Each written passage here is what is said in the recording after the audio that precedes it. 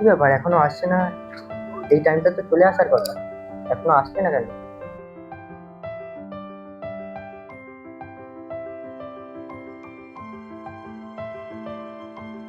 দাঁড়াও প্রিয়া, তোমাকে কিছু বলার আছে। আই লাভ ইউ প্রিয়া, তোমাকে আমি প্রথম দেখাতে ভালোবেসে ফেলেছি। কে আপনি? আমি আপনাকে চিনি না। এমন করো না প্লিজ, ফুলটা নিয়ে যাও। আমার এইসব একদম পছন্দ না।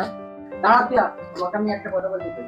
আমি অনেক ভালোবাসি, তোমার জন্য আমি সব কিছু করতে পারবো, তোমাকে না পেলে আমি মারা যাবো। কি আছে তোমার কাছে যে আমি তোমাকে দেখে পছন্দ করব? কি করতে পারবে তুমি আমার জন্য? আর হ্যাঁ, যদি তুমি কিছু করতে পারো তাহলে এই হাতটা তোমার। তা না প্রিয়া, তোমাকে আমি সারা জীবন চাই।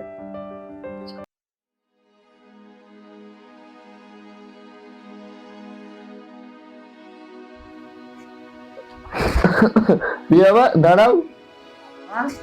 আমি তো তোমাকে তোমার মা মারা যাওয়ার পর থেকে তোমাকে বাইরে একা ছাড়িনি। আর কি শুনছি, তুমি নাকি চৌধুরী বাবুর ছেলেকে ভালোবাসো? হ্যাঁ, আমিও তো জানি।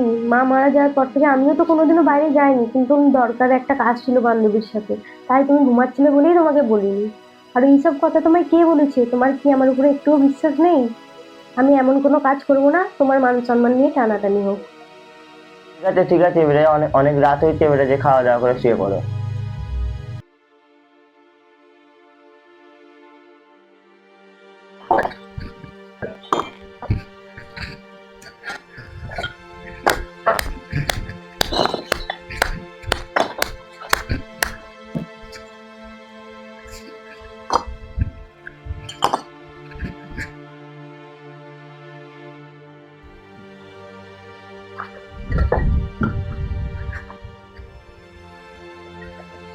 কার্তিক, আমি একটু এদিকে যাচ্ছি। হ্যাঁ আরে শ্যামল, তাড়াতাড়ি লে, খাওয়ার টাইম হয়ে যাচ্ছে। ঠিক আছে।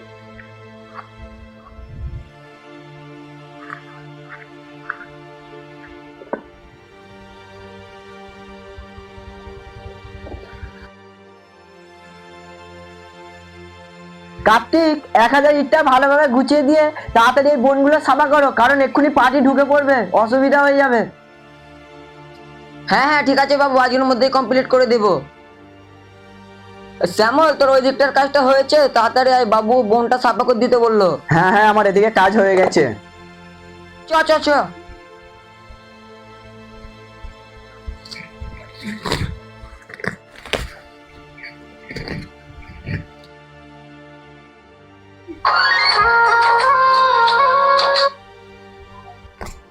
হ্যালো স্যার, বলুন। বলছি আমার ইটটা কবে আসবে?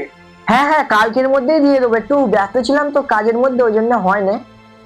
বলছি দাদা, মানে আমার তো ফ্ল্যাটের কাজে আটকে যাচ্ছে, আমি ইটটা দিলে তবে তো কাজটা আগাবো। হ্যাঁ হ্যাঁ, কোনো টেনশন নিতে হবে না, আমাদের ইট ভাটির নাম তো জানেন, কোনো অসুবিধা নেই, আপনার ঠিক চলে যাবে কালকের মধ্যে।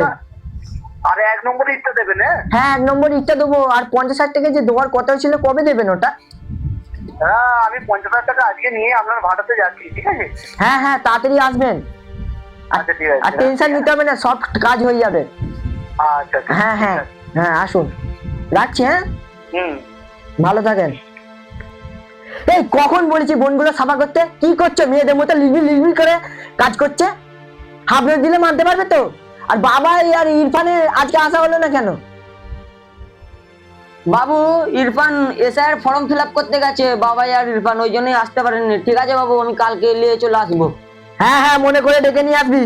ঠিক আছে বাবু।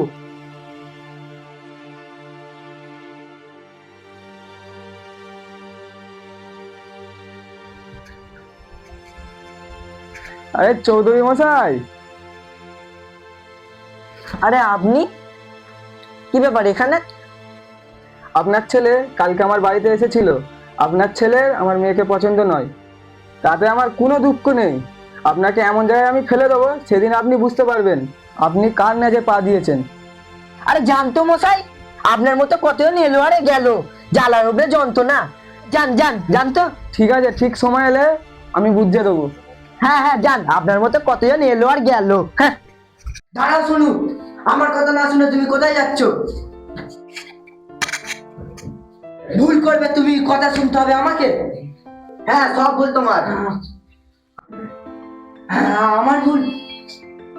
হ্যাঁ হ্যাঁ হ্যাঁ, সব ভুল তোমার। বাবা একবার ভেবে দেখেছো এই শার্টটা তুমি কিনে দিয়েছো, এই শার্টটা আমার পছন্দ নাকি? বাইকটা তুমি কিনে দিয়েছো, একবার ভেবে দেখেছো বাইকটা আমার পছন্দ নাকি? হ্যাঁ, আমি তোমার কথা ভেবেই করেছি এগুলো। না বাবা, তুমি আমার জন্য কিছু ভাবোনি। মাকে দুটি আগের মাথায় কথা বলেছি বলে মা কথা বলা বন্ধ হয়েছে। সে তো পরের মেয়ে, সে কি বুঝবে? বাবা তুমি যখন ক্যারাম বোর্ড খেলতে ডাকো, এই শোনো এটা ফেল, ওটা ফেল, কালোটা ফেল, সাদাটা ফেল। বাবা তুমি যেখানে আমার হাত ধরেই খেলবে, আর আমার কি খেলার দরকার? বাবা খাবার টেবিলে যখন খেতে বসি, সেটাও তুমি আমাকে শিখে দাও। গলা দিয়ে খাবার নাবে না বাবা, গলা দিয়ে খাবার নাবে না। কি বলছো তুমি? আমার জন্য তোমার ক্ষতি হচ্ছে। ঠিক আছে, যাও যাও, বাড়ি চলে যাও। তুমি এতদিন আমার সঙ্গে দেখা কেন করুনি? আর কি হয়েছে, ফোন কেন করুনি? কি এমন হয়েছে? চলো বসো। তুমি তো আমাকে ভালোবেসে সবকিছু হারিয়েছো, বলো। আমি সত্যি কিছু জানতাম না। যদি বাচ্চার হয় একসাথে বাঁচবো, আর যদি মরার হয় একসাথেই মরবো। কি করবো বলো, তোমাকে আমার বাড়ি থেকে মেনে নিচ্ছে না। প্রিয়া, তোমাকে আমার বাড়িতে 7 দিনের জন্য যেতে হবে। তুমি কি এটা পারবে আমার জন্য? ঠিক আছে, আমি দেখছি। আমি বাড়িতে যাই, যে আমার বাবার সাথে কথা বলি। ঠিক আছে, চলো ওদিক থেকে ঘুরে আসি।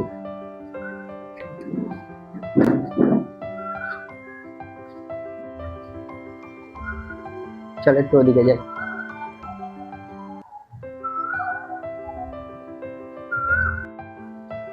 আমার তো খুব টেনশন হচ্ছে। তুমি তো জানো আমার মা নেই, আমি কি করব? তুমি এত বড় পরীক্ষায় আমাকে ফেলে দিলে। এখন আমি কি করবো আমি নিজেই বুঝতে পারছি না। প্রিয়া, তুমি আমার জন্য এতটুকু করতে পারবে না? আমি তো তোমার জন্য সব করতে রাজি আছি।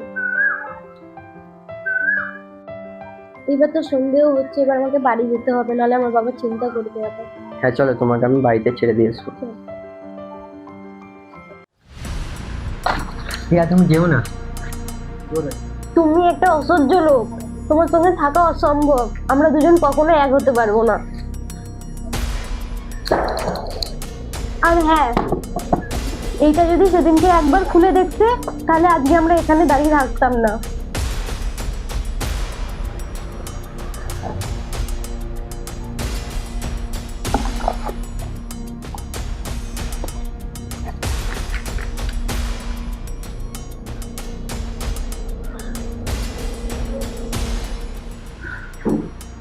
কাল্লুদা আছেন নাকি বাড়িতে? কাল্লুদা আছেন? হ্যাঁ, কে? আরে ঘোষাল বাবু, আপনি আসেন আসেন, বসেন। এই লোকটাকে হালকা করে খালি ভয় দেখতে দেবে।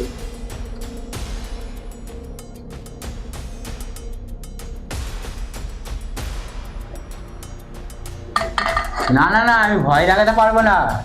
হয় হাফ মার্ডার, আর নাহলে হাত ভাঙবো, ঠ্যাং ভাঙবো, পা ভাঙবো। আমি এসব কাজ করি, আমি ভয় দেখানো কাজ আমি করি না। না না না, হালকা করে খালি ভয় দেখতে দেবেন। ভয় দেখানোর কাজ আমি করি না। আমি হচ্ছে ডায়মন্ড হাওড়ার 1 নম্বর গুন্ডা। আমাকে লোক দেখলে থেতার করে পেঁপে যায়। আর আমি ভয় দেখানোর কাজ করবো? হয় হাফ মার্ডার, আর নাহলে তোর ঠ্যাং কাটবো কি পা নেবো।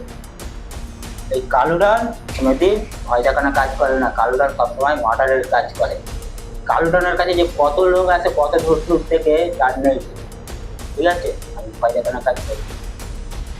তাহলে ওকে দুনিয়া থেকে হাঁটাতে গেলে আপনার রেটটা কত পড়বে? দুনিয়া থেকে তুলতে গেলে 1 কোটি রেট করবে। আমি তাহলে আমি আসছি কাল্লুদা।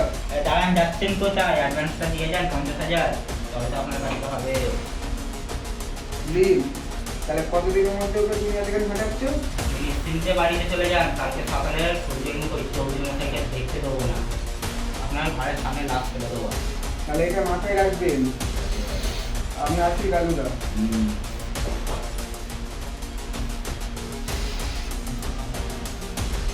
রাজা, ঠিক আছে, চলো বস।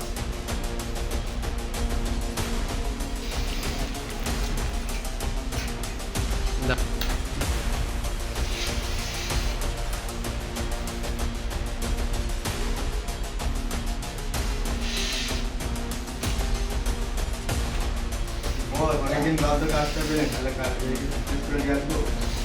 বস, ও ছবিটা আমার চেনা মনে হলো। লোকটা এই ঘরটা আছে না, ওকে ওখানে গিয়ে পুঁতে আসবো। একদিন পর একটা কাজ পেয়েছি।